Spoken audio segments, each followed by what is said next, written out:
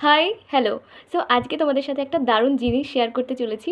Wait. আমি জানি যে জিনিসটা কাঁচা অবস্থায় প্রায় অনেকেই পছন্দ করে, বাট পাকা অবস্থায় একদমই পছন্দ করে না। প্রায় 98% মানুষ এই জিনিসটা একদমই পছন্দ করে না। অলরেডি আই গেস যে তোমরা গেস করতে পেরে গেছো। তো চলো তোমাদের সাথে শেয়ার করি। তো এই হলো সেই জিনিস। আমি বুঝতে পেরেছি আজ আমি গালি খাবো। তো যতই গালি দাও না কেন, এই জিনিস কিন্তু আমার বেশ ভালো লাগে। হ্যাঁ, বেশি নরম হয়ে গেলে ভালো লাগে না, কিন্তু শক্ত শক্ত যেগুলো থাকে সেগুলো দারুণ লাগে। তো আজ হলো সানডে, আর প্রায় দুদিন আগে আমার বাবা এই রকম বড় তোমাদের যে দেখালাম কাঁঠালটা নিয়ে এসছে। আর দুদিন হয়ে গেছে অলরেডি। তো আমার এক্সাম ছিল ফ্রাইডেতে, আর আজকে তো বললাম সানডে। তো দুদিন হয়ে গেছে, আর কাঁঠালটা কিন্তু দারুণভাবে পেকে গেছে, খুব সুন্দর গন্ধ বেরোচ্ছে। হ্যাঁ, আমি জানি তোমাদের ওই পাকা কাঁঠালের গন্ধটা খুব একটা পছন্দ নয়। প্রায় আমি বললাম না 98% মানুষের পছন্দ নয়, কিন্তু আমি সেই 2% মানুষ যার একটু একটু হলেও পছন্দ। একটু একটু বলতে কি, আমার বেশ পছন্দ। যেগুলো শক্ত হয় সেগুলোই ভালো লাগে। নরম হলে তো গলায় আটকে যায়, তাই না? সেই জন্য ভালো লাগে না।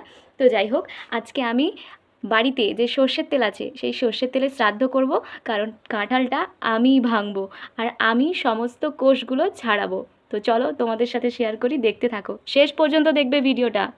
তো আমি কাঁঠালটা কাটার আগেই বুঝলাম এটা খাওয়া যাবে না, কারণ এই দেখো এতটাই নরম হয়ে গেছে, একটু চাপ দিতেই এত মোটা খোলাটা ফেঁসে গেল।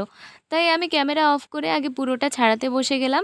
তারপরের কোষগুলো থেকে বীজগুলো ছাড়িয়ে নিচ্ছিলাম, কারণ কাঁঠাল সহ কোষগুলো এতটাই নরম হয়ে গেছে যে একদমই খাওয়া যাবে না। তাই কোষগুলো থেকে দানাগুলো আলাদা করে নিলাম। অনেকেই জানে, আবার অনেকেই জানে না, এই দানা রান্না করে খেলে দারুণ খেতে লাগে। আর ডাক্তারি মতে এই দানার অনেক পুষ্টিগুণ রয়েছে। তাছাড়া গ্রামাঞ্চলে এই বীজের তরকারি খুব প্রচলিত। সবথেকে ভালো লাগে এই বীজ উনুনে হালকা আঁচে পুড়িয়ে খেতে।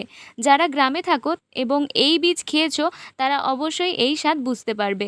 তো দেখো, কথা বলতে বলতে এক বালতি কাঁঠালের কোষ থেকে বীজগুলো সব আলাদা করে ফেলেছি।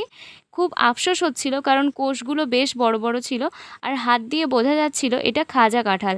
খেতে দারুণ লাগতো। তো যাই হোক, তোমরা কারা কারা কাঁঠাল খেতে পছন্দ করো কমেন্টে জানিও। আর না পছন্দ করলেও কমেন্ট বক্স খোলা আছে, জানাও। আর এই বীজের তরকারি তোমাদের কেমন লাগে অবশ্যই কমেন্টে জানিও। তো দেখা হচ্ছে নতুন কোনো ভিডিওতে। বাই।